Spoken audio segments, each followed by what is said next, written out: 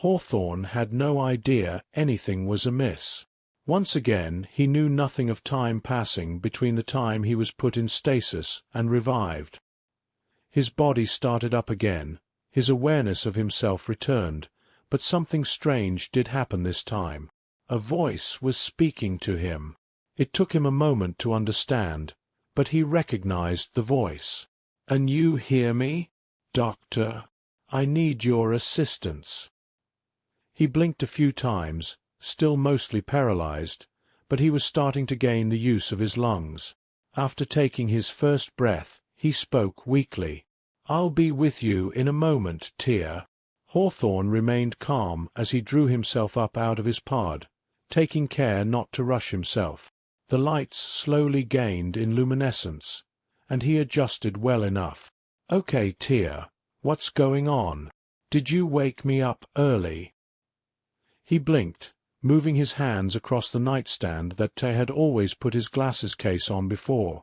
A different-shaped case was there this time. "Tia, what's this?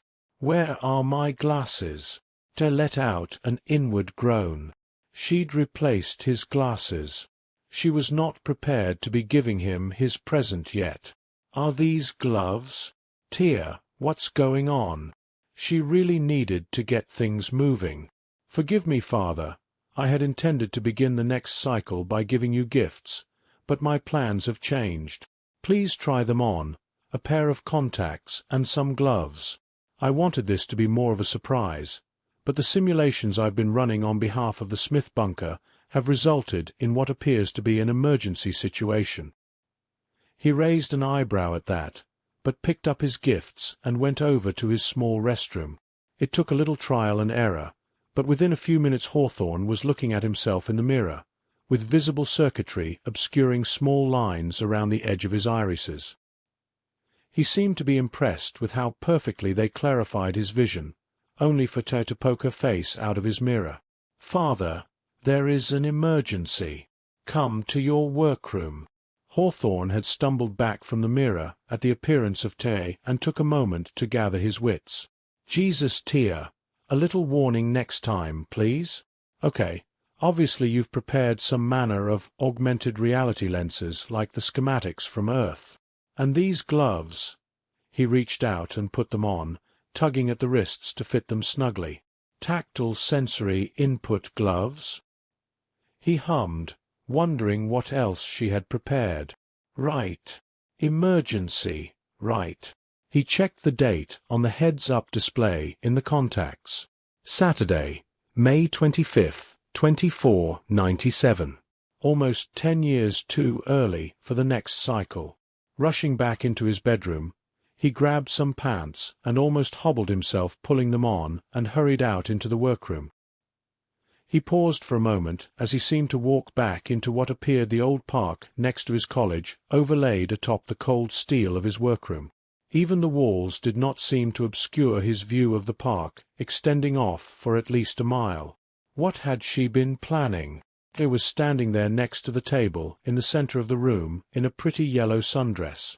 Her hair was a chestnut brown, and she'd even bothered to have slippers on her feet. In her hands was a section of the globe of Earth, which she placed on the table.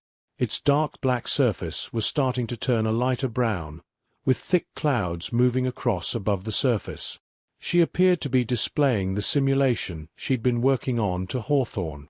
"The elders asked me to help predict the future temperature changes and soil quality, so they could work out an estimate of when they could return to the surface.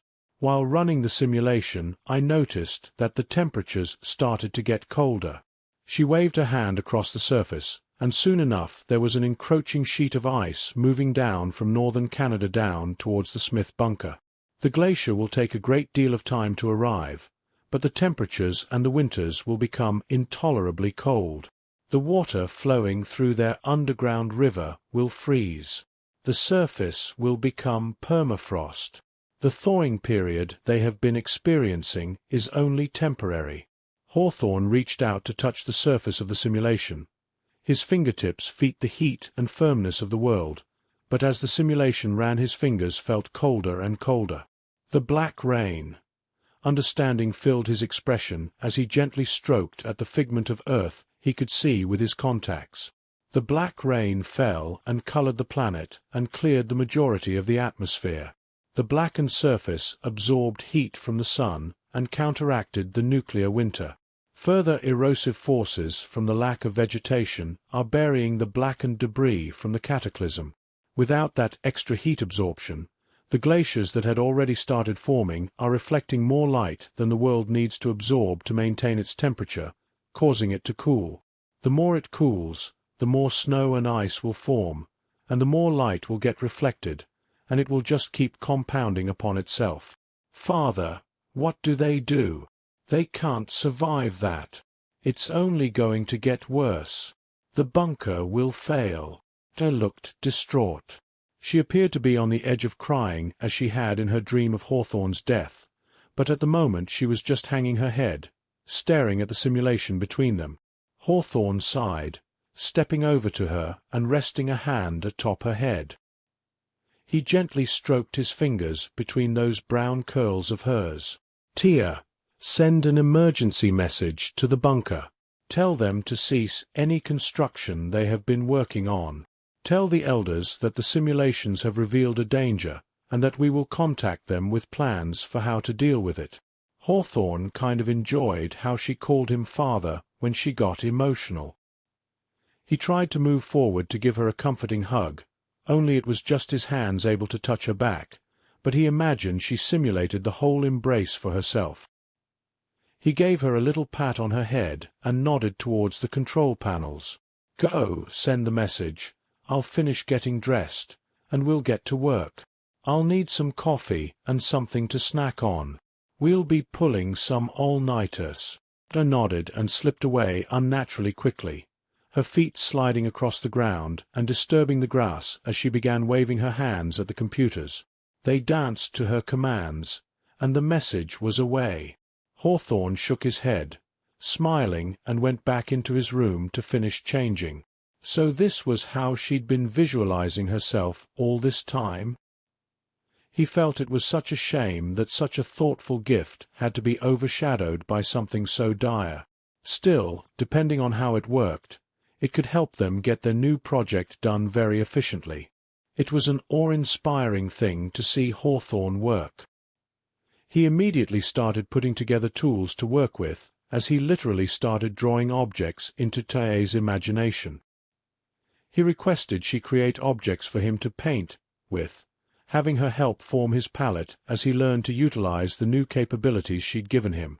Within an hour she had formed all manner of sizes of steel plating, wiring, switches, plastics, lighting, gears, glass, belts, and any number of other pieces of equipment that Hawthorne specified and helped her construct. His tools ended up being so much more elaborate than the utilities she'd put together to construct the simple park he had barely had any time to appreciate as he wolfed down his breakfast. Hawthorne and Tae were building something quite elaborate, and in the process he had asked her to do certain things. "Tia, analyze the structure visible from your videos of the Smith bunker and try to determine what it is constructed of, as well as its thickness and weight. Estimate a likely size for the whole facility based on what you've observed, and determine the amount of materials that could be obtained from cannibalizing the structure. Rough numbers will be fine. I just need something to work with for the moment. Send a message to the bunker requesting blueprints and any inventory of building materials they have not yet used. Use their reply to refine the measurements I've requested you estimate. I've got to keep working." Tae did not hesitate for a moment to work on what he'd asked her to. He could see her when he glanced in her direction through the wall, outside of his habitat where she'd decided to work. She was pulling up dozens of windows all around her video and watching them all simultaneously, while her hands moved to construct a vague representation of a miniature version of the Smith bunker. She tossed her estimates in his direction as she made them, and he added them to his available inventory of materials to work with in his designs. She threw him everything from estimated farming rooms to bedrooms and common rooms. Bathrooms, power generation facilities, and storage all joined the others as she tossed him room after room. One of the windows closed, suggesting she'd sent the request for information. Hawthorne's work was taking up the whole table he usually ate his meals at. A big, boxy but functional vehicle was forming. It had huge, wide tracks, and walls that seemed to be able to open up on the sides to provide shelter for anyone walking under it. The thickness of materials varied from spot to spot, but as he formed more and more of the vehicle, it became obvious it was something like a tracked train. Hydrogen aluminum generators and solar panels made up the primary power sources, while efficient electric engines ran the tracks. Certain compartments had thick panels of glass in the ceiling, not unlike the ones above some of the common rooms in the bunker, but rather than being a living space, they were compartments for the bunker's gardens and chicken coops. Almost 6 days straight of painstakingly intricate and exacting virtual construction resulted in a good initial effort in Hawthorne's plans to help the people of the Smith bunker convert their whole home into a mobile bunker. Only a handful of naps provided Hawthorne much-needed rest. It wouldn't be fast, it wouldn't be pretty, but all it needed to do was get them a safe distance away in a reasonable amount of time. The tracks should help them get over the muddy landscapes and rugged mountains they would have to navigate. Insulation made from dried vegetative matter, primarily hemp, could protect them from the worst of the cold. Triple-stacked bunk beds stuffed various compartments, allowing 30 people to sleep in individual compartments of the long train that he was forming. It was a quick, efficient design for a desperate plan to save people he'd only just met. Hawthorne and Tay also had to put together schematics for how to construct the tools that needed to be made to accomplish the audacious plans, though halfway through the 5th day, he needed to take some time to sleep more than a brief nap, almost forgetting to remove his new gloves and contacts. Tay saw to the cleaning of the AR equipment while she awaited the response from Earth. By the time he'd groggily woken up 10 hours later and taken the time to eat and clean up, she was receiving the requested information from Earth. They had apparently kept that sort of thing on hand among the elders, and there had been some plans put in place to expand the bunker with the materials from the beta facility. Newly armed with more precise data about what he had to work with, he was able to make some expansions on the plans, as well as work out where the bunker dwellers had to construct a sort of garage for the equipment and materials to exit the bunker more easily. In the end, the plans had essentially converted a large percentage of the bunker into a much more cramped, mobile version of that bunker. It seemed the survivors of one cataclysm had to do a lot of work if they were going to escape another. After all, there was no guarantee they'd have any shelter once they reached their destination, so the most logical thing to do was to bring their shelter with them. Young Thorn Crenshaw was seeing something none of his fellow bunker dwellers had ever seen before, at least outside of documentaries and other movies. Off in the distance, as he scouted out a southern portion of the old city of Seattle for useful materials, he saw movement. It was still distant, and its shape was hard to pick out among the old, deteriorating buildings, but it was certainly something that was moving under its own power. Moving closer, but keeping a safe distance, the light-brown, almost olive-skinned blond man tried to get a better view at the creature. His green eyes peered through the cracks of an old concrete wall as he peered at the strange thing in the distance, his sturdy clothes doing a fine job of protecting his skin from the harsh ultraviolet radiation that bathed the planet every day. It was a large thing, about the size of a man, but with strange proportions. Its body was thick and segmented and hunched over into a long-armed quadrupedal form. The surface of its body seemed to be covered in long, stiff-looking hair or spines that ranged from a shiny black towards the base and a dull brick-red towards the tips. The limbs had much shorter hair spines that were mostly black and bunched up around the more bulbous parts of its upper arms and forearms. He couldn't see the head at his angle, but he could see that it was hunched over the jutting form of a very rusty old steel girder, its forelimbs ending in flat pads. Its legs were especially thick and powerful-looking, and they seemed to very slowly shift the body around, suggesting it was both heavy and powerful. The air around the thing seemed to waver slightly, very faintly distorting its shape. When it did finally turn to the side, Thorne almost yelled in shock at what he saw. It had long, hairy black antennae, huge orbs that appeared to be eyes, and a multi-segmented mouth was writhing grotesquely over a section of rusty steel in its mouth. It had another pair of smaller arms that were holding this several-pound chunk of steel up to its face, and unlike its other limbs these arms seemed to possess something that looked more like hands, though honestly they were like insectal oven mitts. The 21-year-old son of the explorer Jessica was quick to gather his things and sneak away, hurrying back to the bunker with the news. Thorne found the bunker in a bit of a tense mood. Seeking out his 43-year-old mother, he found the partially retired explorer whom had mentored him talking to his grandfather Barry. She immediately hopped up and threw her arms around the shoulders of her son, happy he was safe. It had only been an hour since Tay contacted them. "How thy, honey, I'm so glad to see you." He laughed and hugged his mother back, lifting her off the ground for a moment before setting her down. He switched to a more serious face, but before he could speak up she was already talking. "Dad says that Dr. Crenshaw thinks there's something wrong. We're waiting to hear back about what that is, but they've asked us to give them an inventory of all our building materials, including the bunker's blueprints and construction." Thorne blinked at that, looking over to his grandfather. The darker-skinned elder merely nodded his head. "Go help the other men, boy. They need help gathering the information." Thorne shook his head at his family patriarch. "Grandad, Mom, I saw something out there. It wasn't human. It was big and weird and had 4 arms. 2 of them were way bigger than the other 2 and seemed to be for holding up its weirdly shaped body, and the smaller arms had these weird hands, and it was holding up some old metal up to its face and was sucking on it." Thorne was miming all of the things he was describing, from the hunched-over frame to the wiggly appendages around the mouth. Jessica responded, sitting up straight with a serious expression. "Draw it." In the previous years, as she taught her son everything she knew about exploring, she was good about teaching him to take pictures if he had battery to do so, or to draw what he'd seen. Jessica and Barry sat close together as Thorne started drawing on a tablet, muttering to each other and getting in a quiet argument here and there. He focused as his fingertips utilized the various utilities in the app to depict what seemed to be like some strange bipedal-looking roach creature with a sturdy carapace and spiny hair.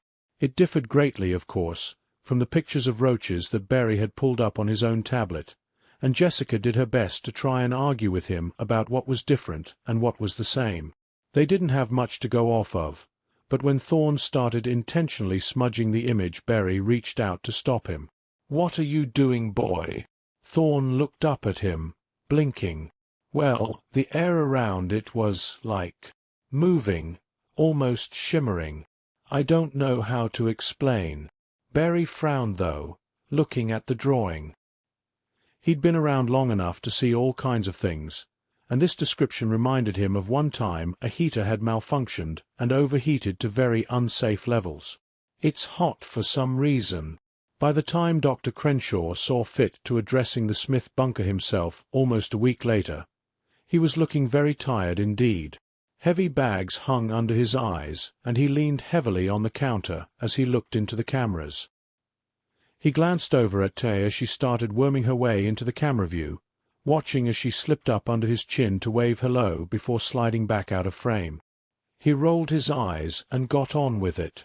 "Obviously, my daughter lacks the capacity for exhaustion that I do." He laughed softly. "Smith bunker. I sadly can't say that I have good news. The days ahead will be filled with work. We have enclosed blueprints for a series of vehicles you must construct, vehicles you will use the bunker itself to create. The vehicles will provide temporary, if uncomfortable shelters while you work on building the rest. You need to convert your bunker into something more mobile." Reaching up to rub his eyes, he continued, "I know this is a lot, and I wish I could do more to help, but the sooner you get this done the better. The warming of the planet is only temporary, and a true ice age is going to descend upon the world. The temperatures are already falling, though the effects aren't obvious yet. They will be, and it won't be more than 50 years before you'll find yourselves trapped there and forced to survive conditions I don't believe you're equipped to withstand. The underground river will stop flowing as it clogs with ice. The earth itself will freeze. Snow will bury the bunker so deep it will be nearly impossible to dig your way back out. I suppose you could try digging deeper into the earth to stay warmer, but I can't guarantee how long that might be effective, and it would require you to both excavate deeper as well as move the whole bunker deeper and acquire a new source of water and air. He let out a sigh. Ted decided to hide away behind him. She did not want to be the bearer of bad news. Hawthorne always seemed more adept at these things. You'll need to navigate south on the surface. You'll want to get to at least Central America, but you'll be better off getting to the equatorial region of South America, in all honesty, probably around northwest Brazil. I have no idea if any of the infrastructure of the old world is still intact, which necessitated the design we've enclosed being able to handle a wide variety of terrain. I've used old maps to try to give you a good course to try, and instructions on how to build a compass. In the event that the compass doesn't work due to abnormalities in the Earth's gravitational field, I also have instructions on how to navigate using the stars as a backup. I can't think of anything else I can do to help at the moment. If Tia or myself can be of assistance, please contact us. I'm going to take some time to go over the plans a few more times to make sure they're right, and I'll send you any updates, but I really need to get back on ice before too long. It was worth Tia waking me, though. This was something I had to attend to personally. I'm sure you have plenty of engineers, but thanks to Tia I was able to get the plans together in remarkably quick order. Hawthorne reached out to end the transmission, only for Tia to speak up. "Doctor, I'm receiving another transmission." Blinking, Hawthorne paused his movement for a moment. "I'll see what it is you're sending and append my response to that to this message." He then paused the recording. Turning about to look back at Tia, he found her watching a free-floating visual of the transmission from the bunker. She seemed to be keeping the audio down for him at the moment, but rewinded it and piped the audio through her own speakers. The fact that Tia's voice and the sound from the transmission had to come from the speakers in the wall, rather than from her mouth, or the floating recording felt a bit disoriented at times. He wondered if there was a way to fool his ears into thinking the source of the audio was different. Okay, let's see this. On the screen was a familiar face, one that was notably older than the last time he'd seen her. Jessica had aged gracefully since she was 19, and was now a mature and vibrant-looking 43 whom had transitioned nicely into beautiful from sexy, though the latter attribute was still readily apparent. Also present was the face of her father, sitting behind her to the left, and a new face to her right. Hawthorne was totally unaware that he was about to be introduced to someone named after him. Jessica spoke first. "Hello, Dr. Crenshaw. We hope everything is okay up there. We were a little startled at the message you sent, but I imagine you have things under control. Your request came shortly before some news riled us up, though. First, let me introduce these two. My husband is off helping finish up the inventory you requested." She gestured to her father, and then son in turn. "This is my father, Barry Smith, and my son, Hawthorne Crenshaw. I don't know how much Tia's told you, but my husband changed his name, and we named our son after you. Anyway, that's not important right now. Tell him what you saw, son." The young man spoke up after clearing his throat, while Dr. Crenshaw glanced over at Tia as if to ask, "Why didn't you tell me about that?" Tia blushed and smiled sheepishly. Her expression was much more akin to, "I didn't want to distract you." Regardless, they silently observed the young man addressing his namesake. Hi, Dr. Crenshaw, Thorne here, He held up the drawing he'd made, hiding most of the people with the tablet. "This is a drawing of some thing I saw in South Seattle last week. We don't know what it is, but Grandad thinks that it's really hot for some reason. I wasn't able to get close enough to tell what it's made of, but I did see it sucking on an old girder from a collapsed building. It was about 2 meters tall, and it seemed to move around as if it were very heavy. The air around it seemed to blur or shimmer. The elders think that it probably eats some kind of bacteria on iron, or maybe dissolves and eats the iron itself. We're not really sure. Dr. Crenshaw interrupted the video. Tia, isolate that image and pull it out for me. Pausing the video, she pulled the drawing up and out, and Hawthorne expanded it and stood it up before him. It was slightly shorter than he was at young Thorne's estimate, and he took a few moments to look the thing over. He seemed mostly interested in its color as he observed the spiny hair on its body. Turning back to the video, he nodded to Tia and the video resumed. Barry spoke up, gently pushing the tablet out of the frame as he leaned over his daughter's shoulder a bit. His voice was deep and his skin several shades darker than Jessica's. Doctor, we don't have any weapons of any kind. None of us have killed, and we've rarely had to defend ourselves. If this thing turns out to be dangerous, we're helpless against it. We need you to send us schematics for some kind of weapon to hopefully deal with this thing, especially if it turns out there's more than one of them. We haven't told the people about this yet, but we're almost certain it will result in some kind of panic if we don't have a plan for how to deal with them. They're already rattled by the unknown reasons for your last message. We don't feel safe letting them know what's happening until after we have a possible solution for it. Jessica sighed and nodded. I think they're right, Doctor. As much as I hate the idea of us having weapons, and I don't think we'll actually be able to use them if we need to, they're all much more likely to freak out if we don't have them than if we do. Thorne spoke up quietly, mostly talking to himself, quoting Kafka. It's better to have and not need than to need and not have. Barry slapped the boy on the back, grinning proudly. I thought you hated reading, boy. Thorne jolted at the slap, only to smile sheepishly. No more than Mom, Grandad. It's always nice to have something to read when you're out alone in the ruins. Jessica smirked at being thrown under the proverbial bus, but shook her head and got back to the topic at hand. We await your response. Dr. Crenshaw and Tia watched as the video ended, and he looked back up at the beast. He let out a sigh and shook his head. I'm too tired to think about this clearly. Tia, can you send them some information on some simple guns and stun weaponry they could construct? It should be powerful enough to take down a bear or maybe a rhino. It looks like it has a pretty thick hide, or perhaps a carapace. Those spines bother me, but I think the temperature can be explained by its black coloration. It's obviously some kind of mutant, but I don't have enough information to tell much about it. Biology was not his field. He'd have to do some reading. Tia was quick to gather up several files, and Hawthorne couldn't help but watch as she withdrew them from a virtual cabinet that appeared before her, and she directed a small waterfall of documents into a box that was marked Smith Evacuation Blueprints and Response Video. He returned to the recording he had paused, looking back at the camera and unpausing it. I received your transmission regarding the news the elders have been debating. We're packaging the data you requested along with the blueprints for the vehicles you need to build.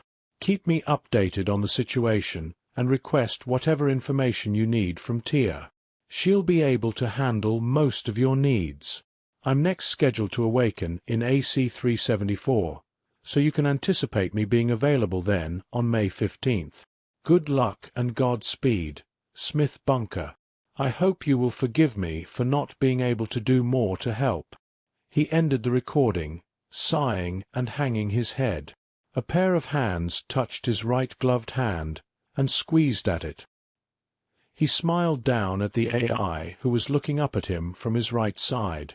Send it, and bring back that park you'd modeled. They smiled brightly and nodded, sending off the box and setting the other images and constructs aside in a saved folder as she brought back her reconstruction of Clapham Common, filling the area with grass and relaxing scenery. Hawthorne took hold of it for a moment and pulled the terrain around until there was an old-looking tree, which he pulled up against one of the walls. He moved to settle down against the wall, and pretended it was that tree against his back. Hawthorne waved over to sit with him, his left hand brushing through the grass, enjoying its feel against his skin, even if he could only feel it with the gloves. He sat down next to him, leaning against the tree and the side of his other arm. "You know, I used to sit under this tree almost every day to read and think. It was so peaceful and soothing. I never considered how much I might miss it." He turned his head to smile down at the young woman in the pretty yellow sundress. "It's a wonderful gift. Thank you. I wish we could have enjoyed it under better circumstances." He lifted his right hand, watching her smile happily, and rubbed his hand into her hair, enjoying the soft curls against his fingers. It wasn't exactly human contact, but it was nice. "So, let's see these videos you've been sending back and forth." He blinked and nodded, smiling sheepishly as she started playing back all of the back-and-forth correspondence between her and the bunker, catching him up under the warm summer sun back home. He almost couldn't see the cold steel surrounding him.